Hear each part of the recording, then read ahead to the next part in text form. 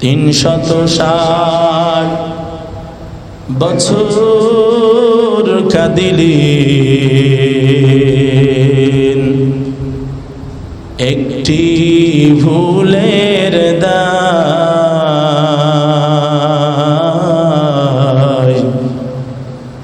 বাবা আদম স্মরণ দিবে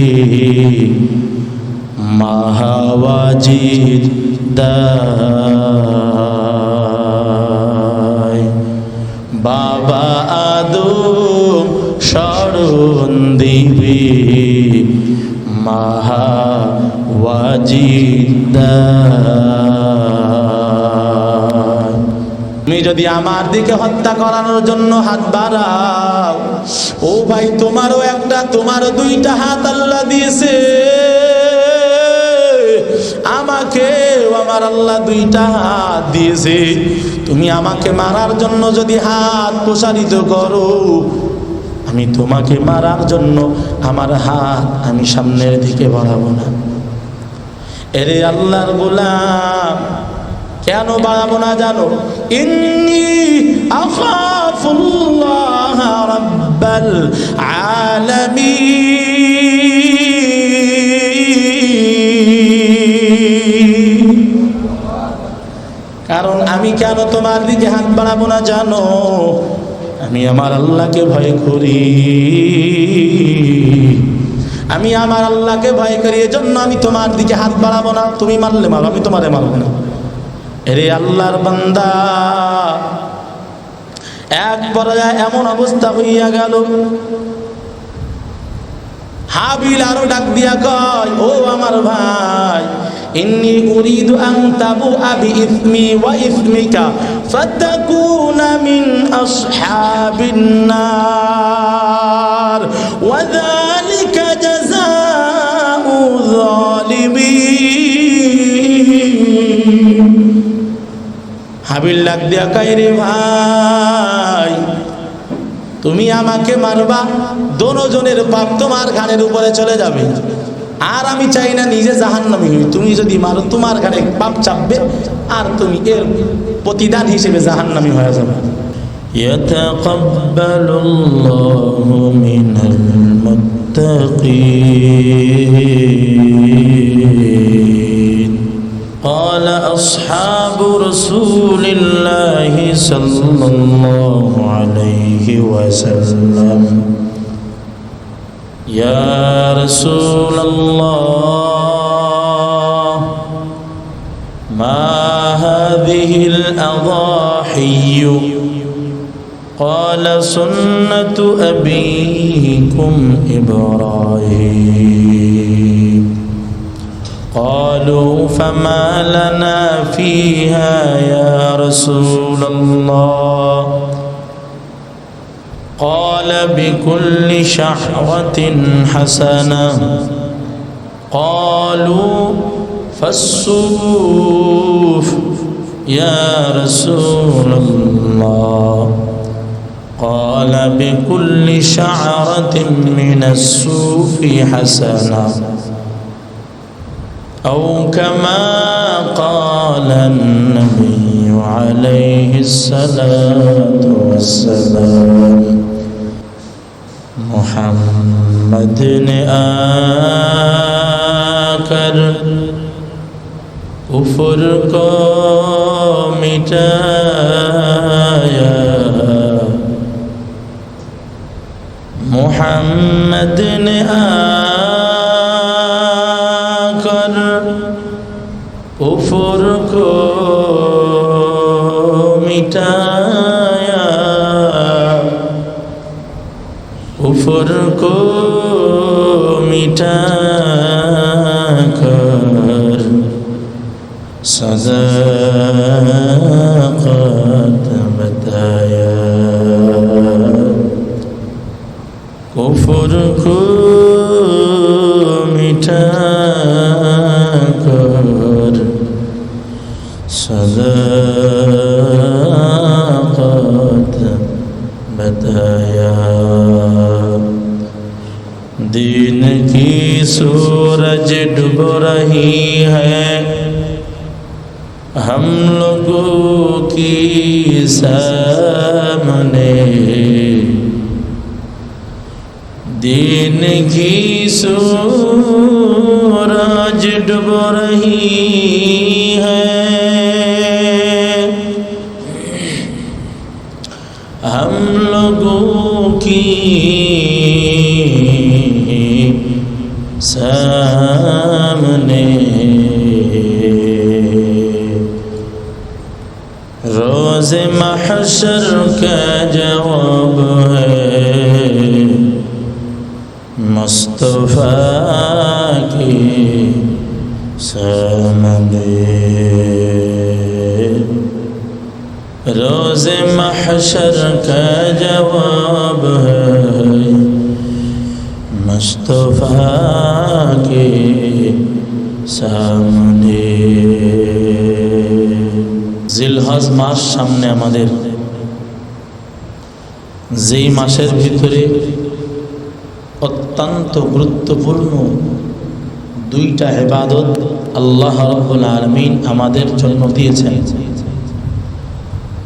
এক নাম্বার, জিলহজ মাসে একটা ফরজ বিধান আল্লাহ দিয়েছেন, বিধানের নাম হলো হজ।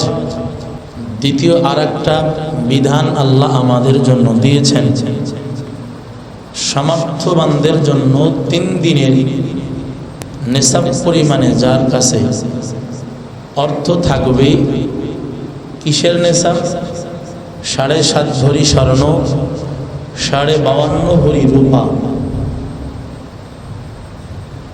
এর সম অর্থ যার কাছে থাকবে এই ব্যক্তির জন্য কুরবানি আল্লাহ পাকের পক্ষ থেকে ওয়াজিব করা হয়েছে। তো এই কুরবানিটা কোথা থেকে আসলো? আমরা অনেকেই জানি ইব্রাহিম নবী এবং ইসমাইল নবীর থেকে কুরবানিটা আসছে। ইতিহাস এবং কোরআন বলে না, কুরবানি আল্লাহ পাক দিয়েছেন পৃথিবীর শুরু লগ্ন থেকেই। পৃথিবীর প্রথম মানুষের নাম কি? সবাই বলেন, আরো জোরে বলেন। আবুল বাশার আদম। সর্বপ্রথম মানুষের নাম হলো আদম। ওনার সাথী হিসেবে আল্লাহ দিয়েছিলেন আম্মা জান হাওয়া রাদিয়াল্লাহু তাআলা আনহাকে। আম্মা জান হাওয়া এবং আদম আল্লাহ পাক বানানোর পরে তাদেরকে থাকতে দিয়েছিলেন জান্নাতে। আমরা সবাই জানি, ইতিহাস জানি না আমরা? বসবাসের স্থান দিয়েছিলেন জান্নাত। এ জান্নাতে থাকা অবস্থায় আল্লাহ পাক রব্বুল আলামিন ফেরেশতাদেরকে অর্ডার দিয়েছিলেন উসজুদু লি আদম, ও ফেরেশতারা তোমরা আমার আদমকে সেজদা করো। সবাই সেজদা করলো, ফাসাজাদু ইল্লা ইবলিস, শুধুমাত্র ইবলিস ব্যতীত সমস্ত ফেরেশতারা আদম নবীকে সেজদা করেছিলেন। আমরা জানি সেজদা করেছিলেন, কিন্তু কি সেজদা? আমরা যেই নামাজে সেজদা দেই এই সেজদা, নাকি অন্য কোন রকম সেজদা? একটু ক্লিয়ার হওয়ার জন্য বলি, এটা আপনারা প্রচার করবেন। নামাজের সেজদার মতো সেজদা না। আদম নবীকে সেজদা করেছিল এনহেনা, মাথা ঝুঁকায়ে সম্মান করেছিলেন। মাথাটাকে কি করেছিলেন? নিচু করেছিলেন। আদম নবীর শরীআত থেকে ঈসা পয়গম্বরের শরীআত পর্যন্ত এনহেনা করাটা জায়েজ ছিল।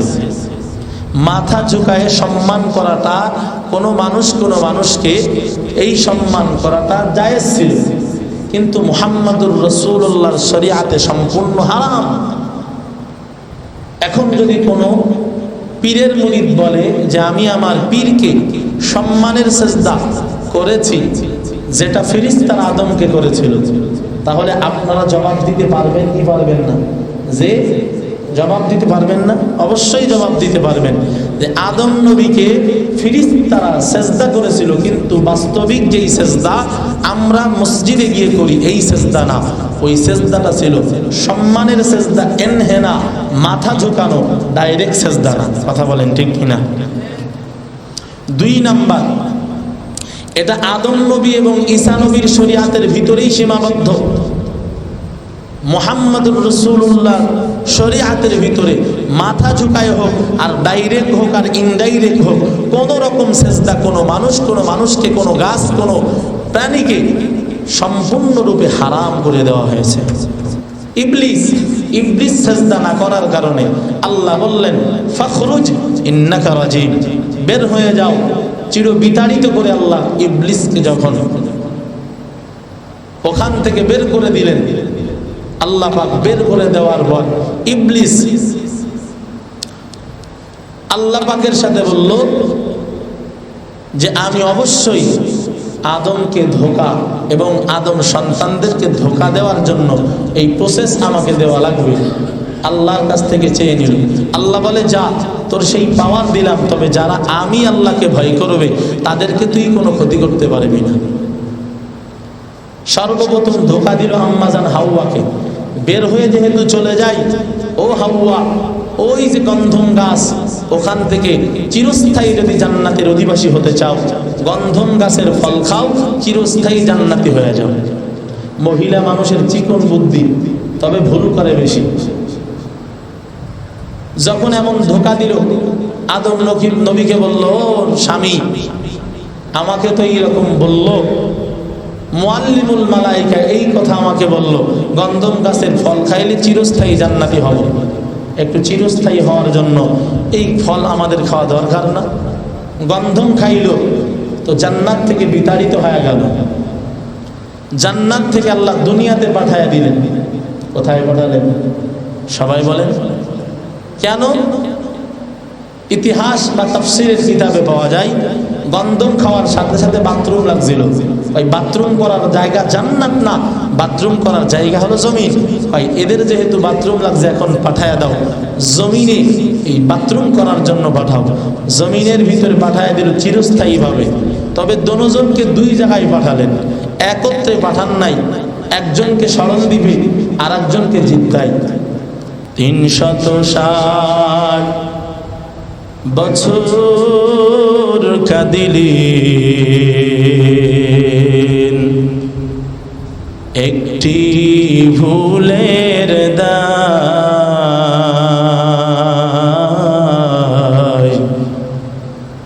বাবা আদম স্মরণ দিবে মা হাওয়া জিদ্দায়,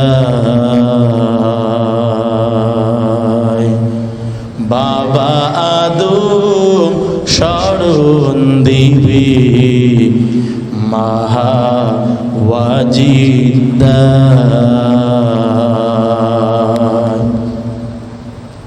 আদম পয়গম্বর 360 বছর কান্না করে করে করে করে আল্লাহর কাছে দোয়া করলেন, ও রব্বুল আলামিন, আপনি আমার সাথীকে আমার কাছে ফিরাইয়া দেন। লম্বা ঘটনা, এক পর্যায়ে আল্লাহ পাক রব্বুল আলামিন আদম এবং হাওয়ার মোলাকাত করাইয়া দিলেন। কোথায় মোলাকাত হইল? বলে আরাফার ময়দানে দুজন সাক্ষাৎ হয়ে গেল। আরাফায় আরিফু পরিচিতের স্থান, সাক্ষাতের জায়গা ও আরাফার ময়দান।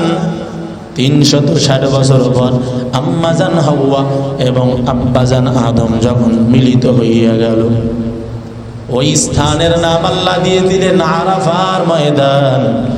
সাক্ষাৎ হয়ে গেল। এরে আল্লাহর গোলামেরা, লম্বা ঘটনা সংক্ষেপ করিয়া দিলাম। এক পর্যায়ে অবস্থা এমন হইয়া গেল, 2 জন মোলাকাত হওয়ার পর আল্লাহর বান্দা 2 জন মোলাকাত হওয়ার পর 2 জনের জন্য বাসর ঘর আল্লাহ বানিয়ে দিলেন। ওই স্থানের নাম হলো মুজদালিফা। মুজদালিফার ভিতরে আল্লাহ একটা ঘর আদম নবীকে দিলেন। ও আদম, এই মুজদালিফার ভিতরে তোমাদের আমি আল্লাহ ঘর দিয়ে দিলাম, এখানে তোমরা বসবাস করো, থাকো। আল্লাহ পাক রব্বুল আলামিন এমন দেওয়ার পর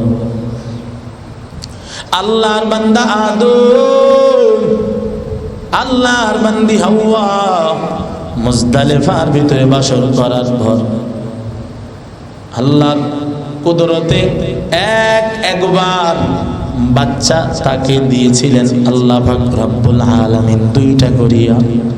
ওইটা আম্মা জান হাওয়া যখন হামেলা বা গর্ভবতী হইতেন প্রতিবার দুইটা করে সন্তান আদম নবীর আল্লাহ পাক দুইটা করে সন্তান দিতেন।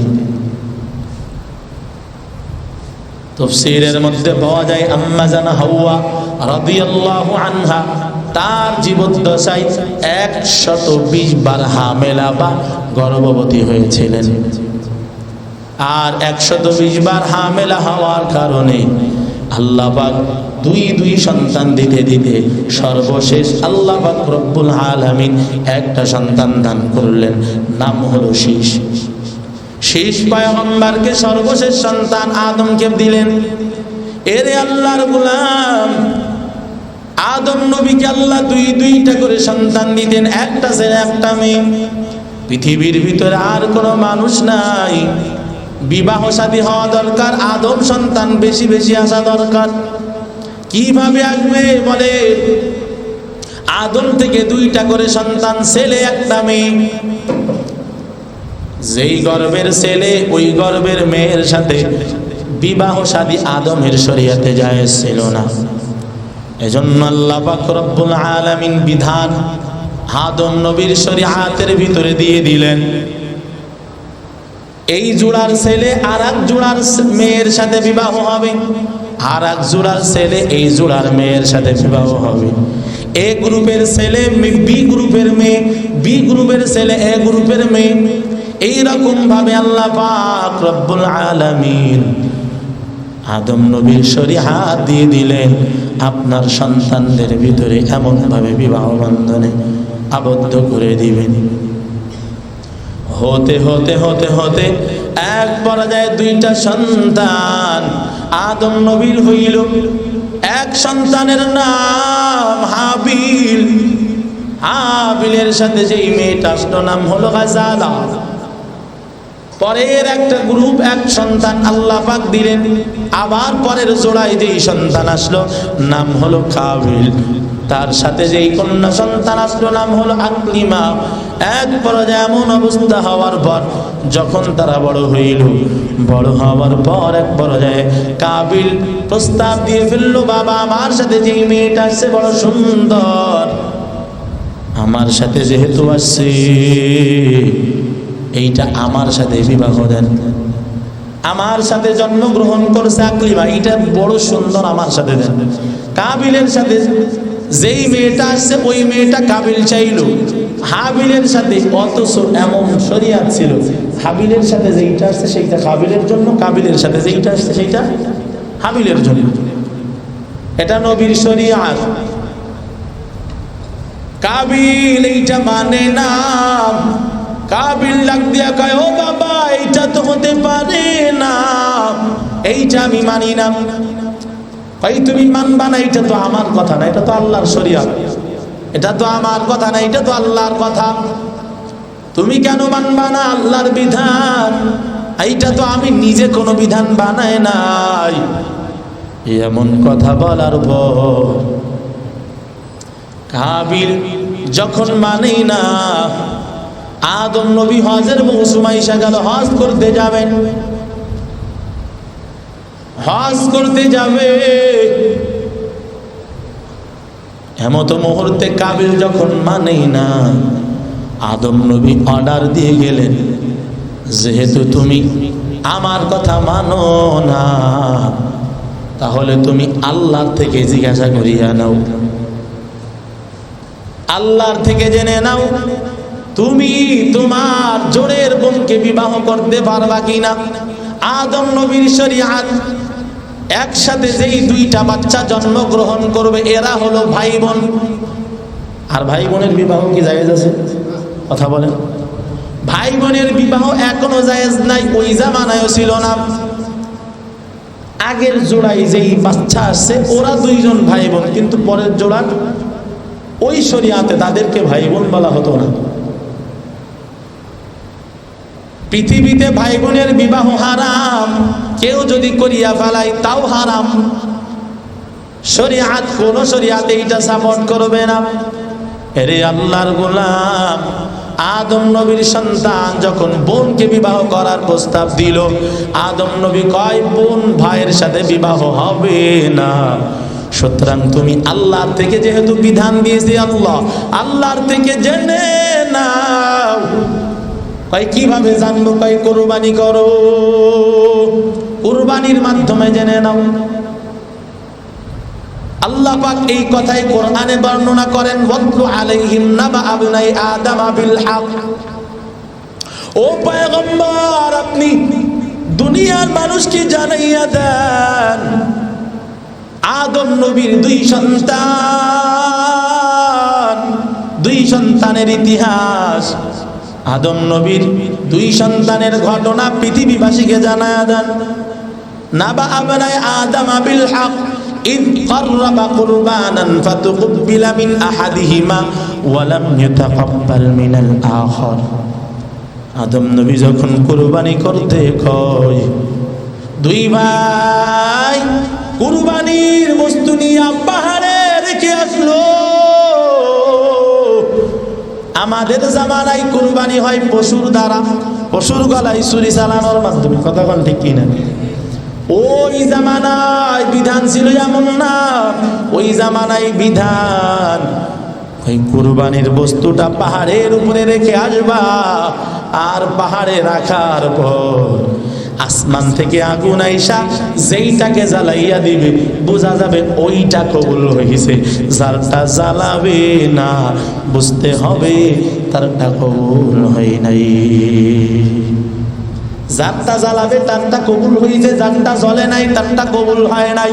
ফাইসালা হবে যারটা কবুল হইছে তারটা অনুযায়ী।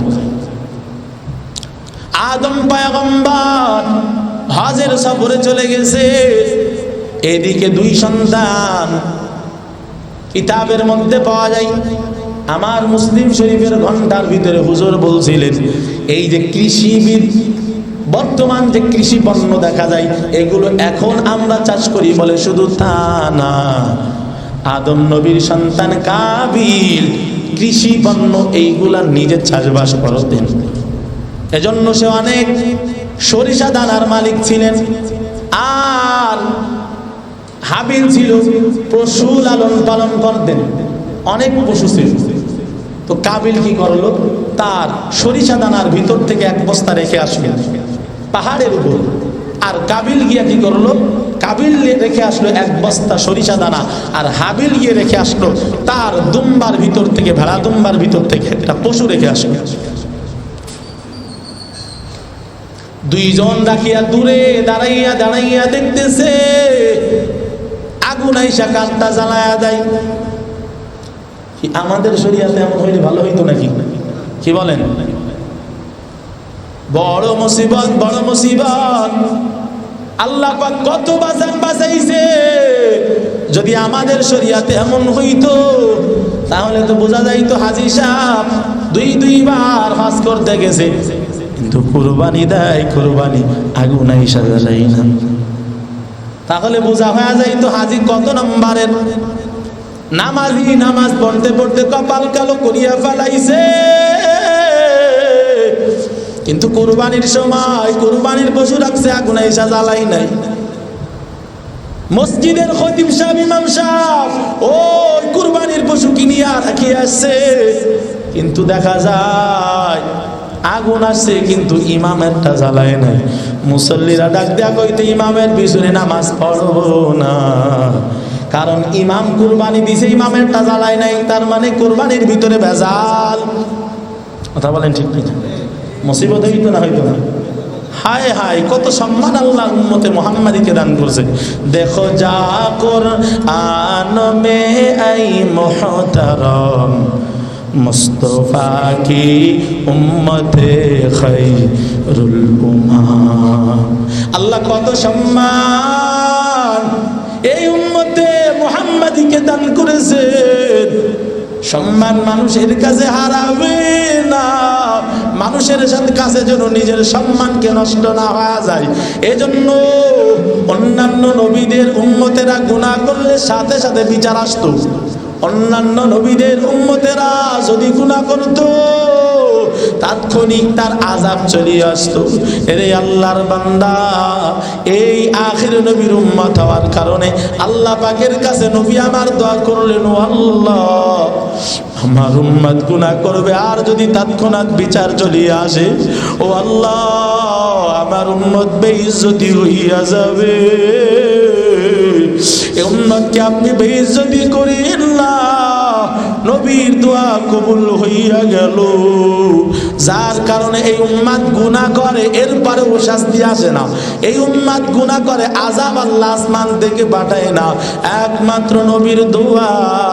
রে আল্লাহর গোলাম, ঠিক কুরবানি যদি এমন ভাবে আগুন আইসা জ্বালাইতো তাহলে বোঝা যাইতো কে কত বড় আমলওয়ালা। কথা কোন ঠিক কিনা?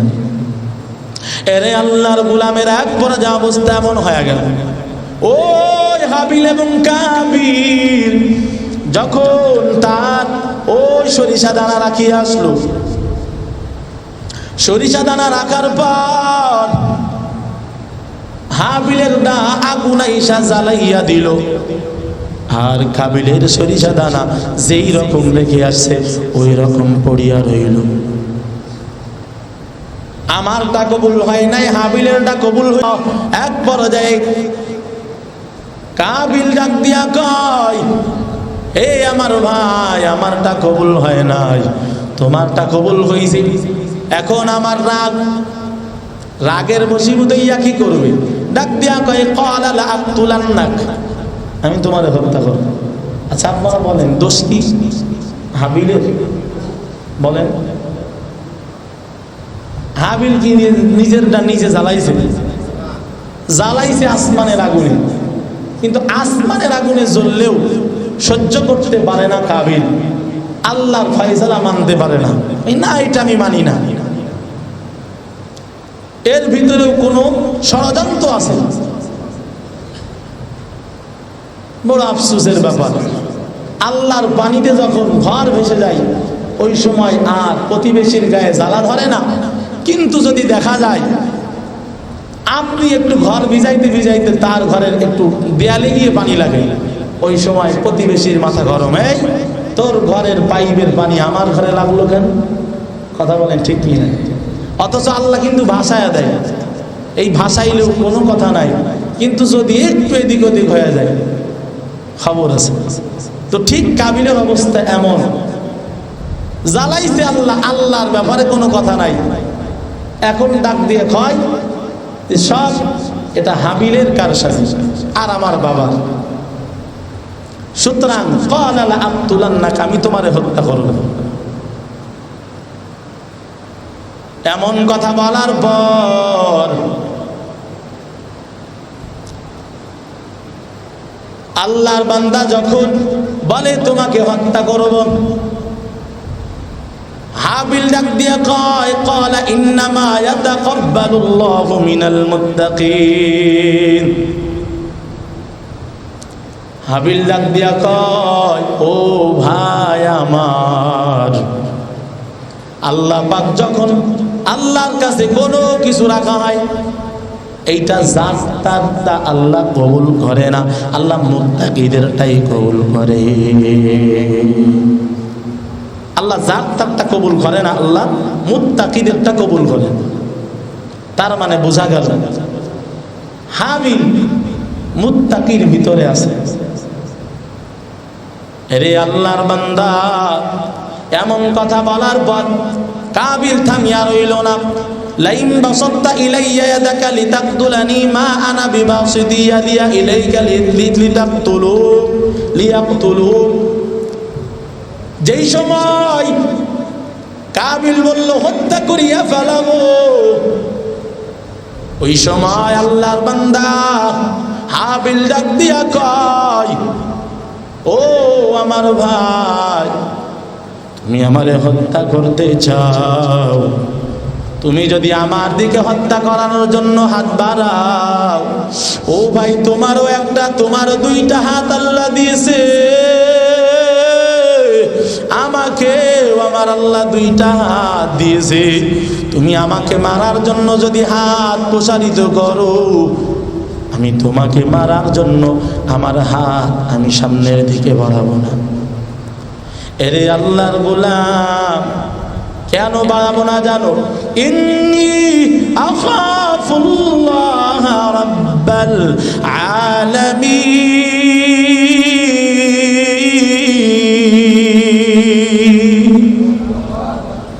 কারণ আমি কেন তোমার দিকে হাত বাড়াবো না জানো? আমি আমার আল্লাহকে ভয় করি, আমি আমার আল্লাহকে ভয় করি, এজন্য আমি তোমার দিকে হাত বাড়াবো না। তুমি মারলে মারো, আমি তোমারে মারবো না। এরে আল্লাহর বান্দা, এক পর্যায়ে এমন অবস্থা হইয়া গেল,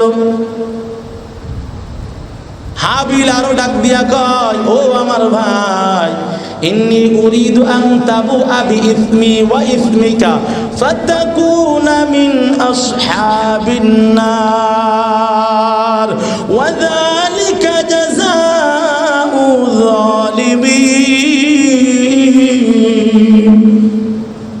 হাবিল ডাক দিয়া কয়, রে ভাই, তুমি আমাকে মারবা, দোনোজনের পাপ তোমার ঘাড়ের উপরে চলে যাবে, আর আমি চাই না নিজে জাহান্নামী হই। তুমি যদি মারো, তোমার ঘাড়ে পাপ চাপবে, আর তুমি এর প্রতিদান হিসেবে জাহান্নামী হয়ে যাবে।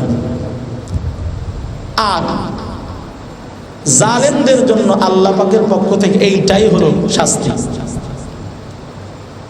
এরে আল্লাহর বান্দা, এমন কথা বলার পর কাবিল শেষ পর্যায়ে রাগের বশীভূত হইয়া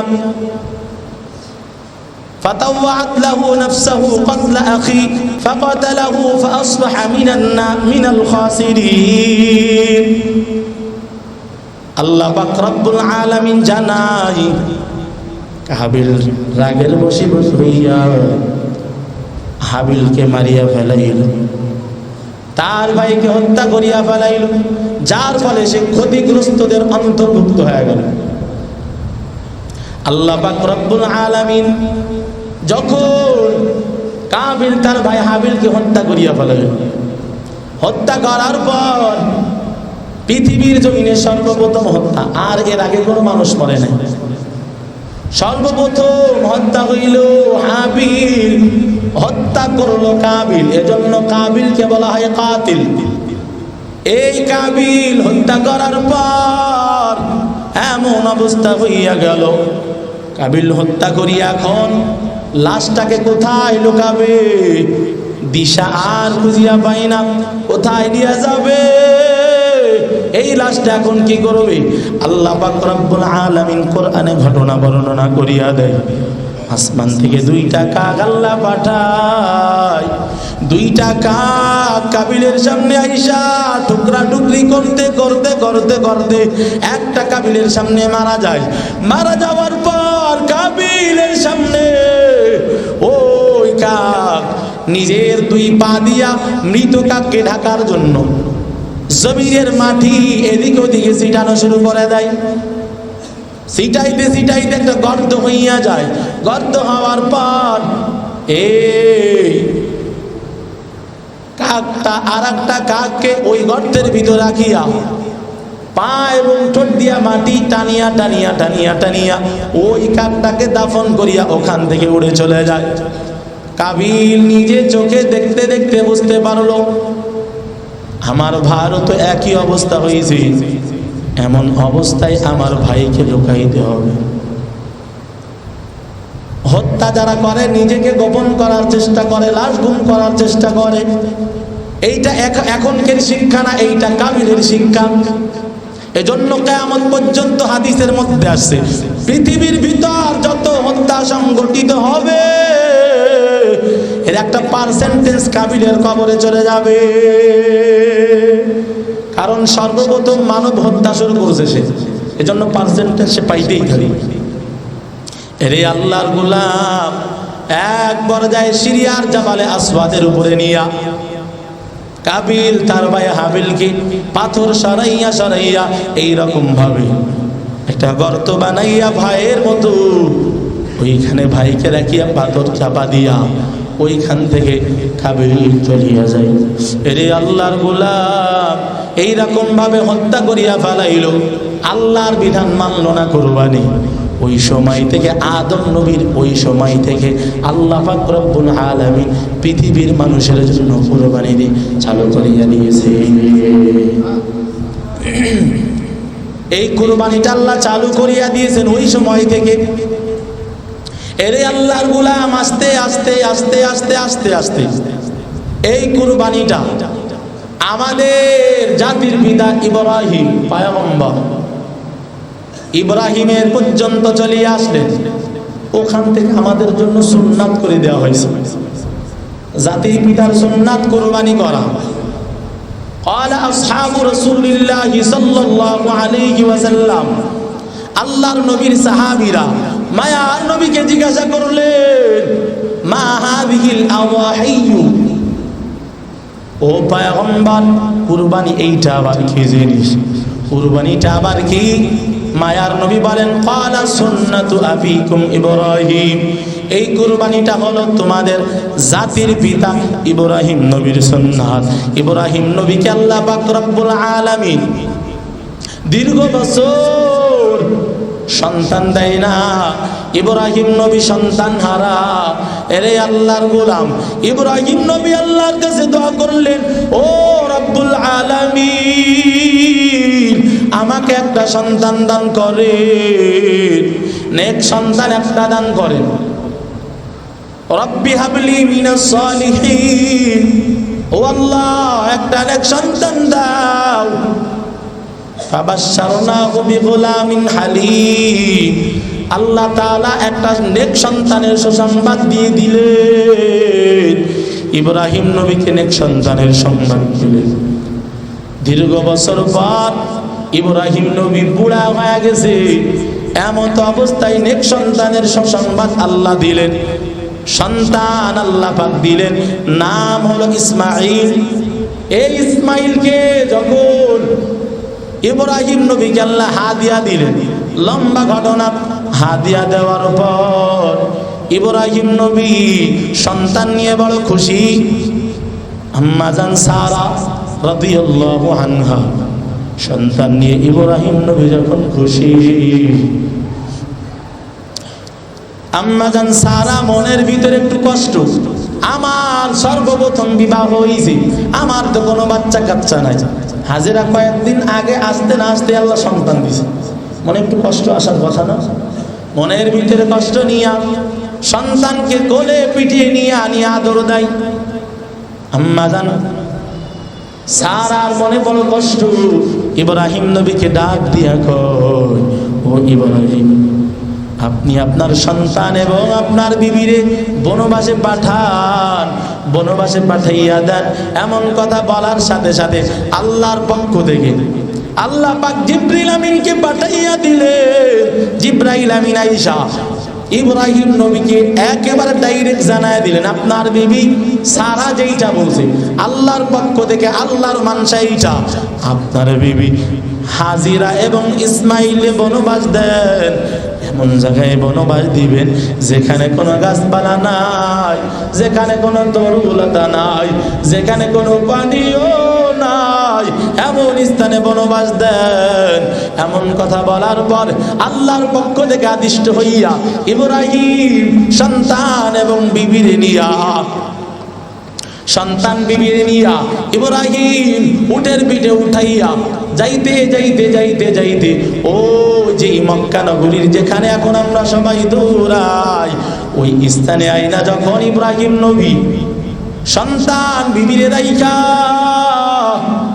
আবার উটটাকে পিছন দিকে করে চলে যায়, বিবি পিছন দিক থেকে ডাক দেয়া কয়, স্বামী আমার কিছুই তো বুঝতে পারলাম না, আপনি সাথে করে আইনা এখন আমাদেরকে রাইকা চলে যান, আমাদের কি অপরাধ, কেন আমাদেরকে রেখে আপনি চলে যান বলেন? এমন কথা বলার পর ইব্রাহিম নবী কোনোই জবাব দেয় না। এক পরাজয়ে বিবি হাজিরা পিছন দিক থেকে ডাক দেখায়, ও স্বামী আমার, আমি হয়তো আপনার কেউ না, কিন্তু ইসমাইল তো আপনার কলিজার টুকরা, আপনার আদরের ধন। ইসমাইলে আপনি রাখিয়া চলিয়া যান, আমার দোষ থাকতে পারে, ইসমাইলের তো কোনো দোষ নাই। ও স্বামী আমার, কেন আপনি রেখে চলে যান? ইব্রাহিম নবী আর সহ্য করতে পারে না, পিছন দিকে তাকাইয়া বলে, ও বিবি আমার, আমি নিজ ইচ্ছায় কোনো কাজ করি না, আমি আল্লাহর একজন পয়গম্বর, আমি যা করছি আমার নিজের সিদ্ধান্তে না, এইটা আমার আল্লাহর পক্ষ থেকে আমার জন্য আদেশ। এ আল্লাহর বান্দি, আমি আল্লাহর আদেশে তোমাকে এই বনবাসে রেখে গেলাম, এইটা আমার কোনো কারণে না। এমন কথা বলার পর আম্মা জান হাজেরা কত তাওয়াক্কুল আল্লাহর উপর, ডাক দিয়ে বলে, আর কোনো টেনশন নাই, আর কোনো পেরেশানি নাই, কারণ যে আল্লাহ আমাকে পালনেওয়ালা, ওই আল্লাহ আমাকে বনবাস দেওয়ার কথা বলেছেন, আর কোনো পেরেশানি নাই, কারণ দেখার মালিক আল্লাহ, রিজিকের মালিক আল্লাহ, হেফাজতের মালিক আমার আল্লাহ, হেফাজত তিনি করবে। আপনি এখন চলে যান, আপনার আর দরকার নাই। এমন অবস্থা, মাত্র কয়েকটা খুরমা খেজুর হাতে দিয়েছেন, এক মশক পানি, কয়েকদিন হয়তো চলবে। এরপরেও আম্মাজান হাওয়া কয়, আর কোনো টেনশন নাই, হেফাজতের মালিক আল্লাহ, যেহেতু তিনি চেয়েছেন বনবাসের জন্য, আমার আর কোনো টেনশন নাই, আপনি চলে যান।